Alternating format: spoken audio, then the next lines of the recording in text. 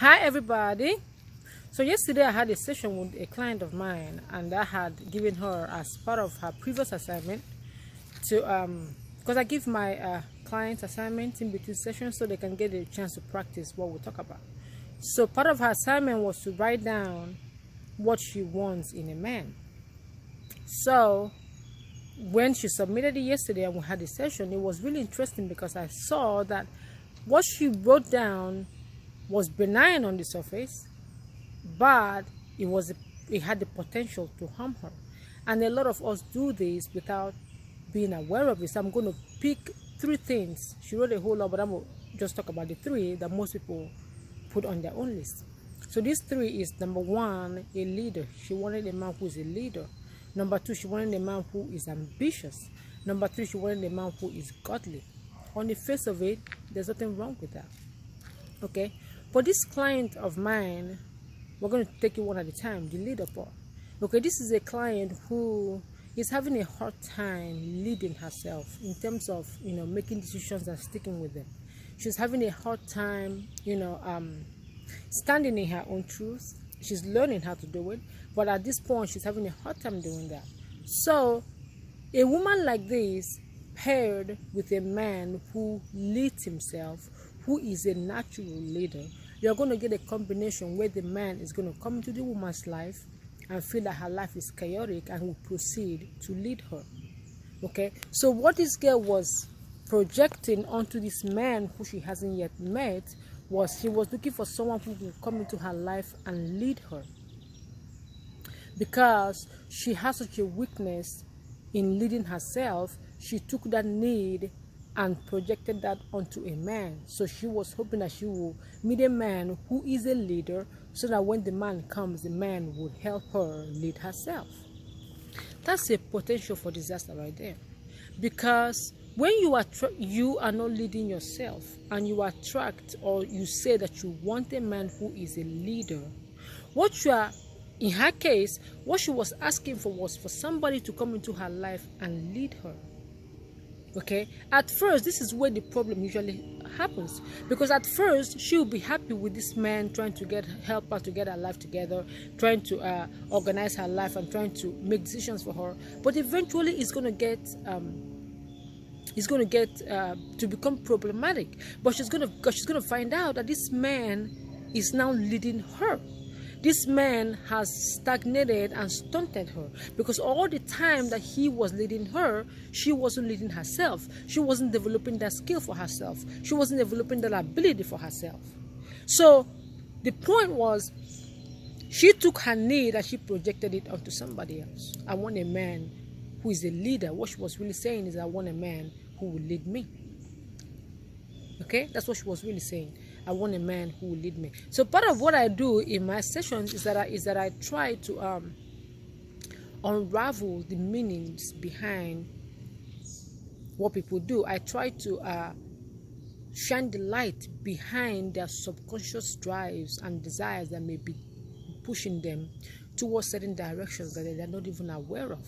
Okay, so when I showed her, you have a hard time leading yourself, and you're looking for a leader. You're really looking for a man to come lead you. Is that what you want? That's not what she wanted. That's not what she wanted. She really wanted to be able to lead herself, but because right now she can't, she was subconsciously looking up to her man to do that for her. Okay? The second thing she talked about was a man who is ambitious. So we talked about that. Why do you want a man who is ambitious? A man can be ambitious and not allow you to express your own ambition. Is that what you want? Do you want a man who is ambitious, or do you want a man who will let you be ambitious? They're 2 different things. Okay, because you can have a man who is ambitious, who is a go-getter, who is a fighter, who does shit and who gets shit done, and he would stagnate you and will not let you be ambitious, will let you be in the house cooking and doing shit, and will not let you spread your wings and fly in that department. But you can meet a man who is not ambitious, who wants to just wake up in the morning and paint, do his paintings, or wake up in the morning and do other things that will not fit into the box of ambitious. But this man will support you. This man will be your cheerleader. This man will be up up with you till 3 a.m. in the morning while you're writing your project or working on your project for work. This man will be with you, putting his brain together with you to help you achieve your goal. Is that what you want, or do you want a man who is ambitious? You gotta, which one is it? Because what happens is that when we put all these labels on people, we said, oh, we're looking for a man who is ambitious, and we have never really taken the time to ask ourselves, why is it important for this man to be ambitious? What does his ambition do for me? Because what she thought was, her thinking was, if the man is ambitious, then he will help me be ambitious, or he will support me. It doesn't always work that way, because you can have a man who is ambitious who will not support you. So what you're really looking for is a man that supports you. He doesn't need to be ambitious to support you. No, he doesn't. He doesn't need to have your drive to support you. So when we put all these labels on people, we get confused about what we really want. We even confuse ourselves. Okay? Because what she was really looking for was a man who would let her express her ambitious self. But she kind of mistook that into thinking that what she needed was an ambitious man. No. So the next thing is she wanted a godly man. And I asked her, what does a godly man mean? What does it mean to you for the man to be godly? Part of the reason why she wanted a godly man was because she felt like if the man is godly, then the man will fear God, and then the man will not do things that people that fear God don't do, like, cheat on her and shit. The man will not hurt her. The man will not do all of this. But what has being a godly man got to do with that? A man can go to church 5 days a week and not be a godly man. But a man can love God and love people just like God loves people and don't go to church. You see what I mean? So we get all these things confused.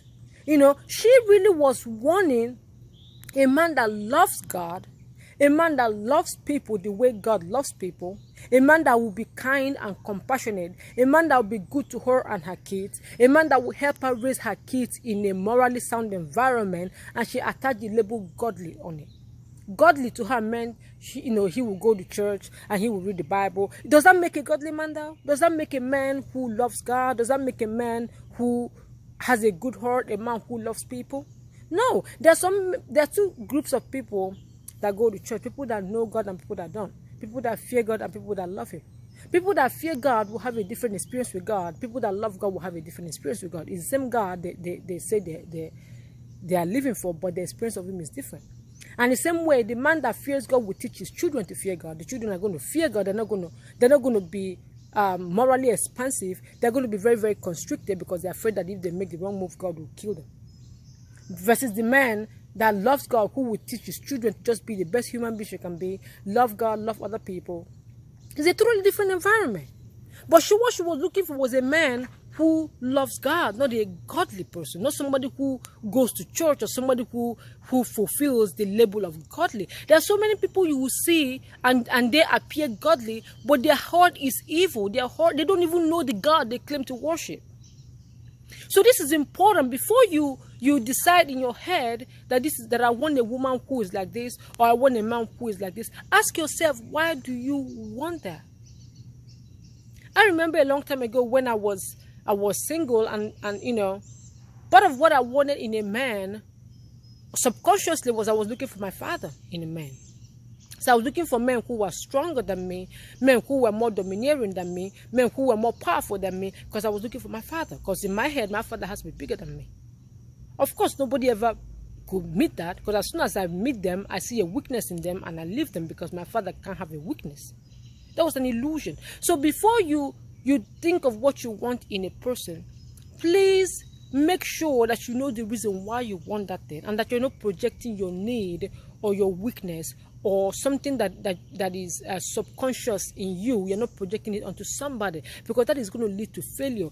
If there are labels there, remove the label. This is what I told her. I told this girl simple things. This is how you evaluate the man you're going to date. Okay, how does it make you feel? Does he see you? Does he accept you? Those three things. If you don't feel seen, heard, accepted, and if it doesn't make you feel good, he's not the one. Remove all the labels. All the labels are not important. You need somebody who sees you, who accepts you like you are, who loves you like you are, who celebrates you like you are. That's all you need. All of those labels are just lies that you are hiding behind, that you're not aware of, and it will shoot you in the foot later. Okay?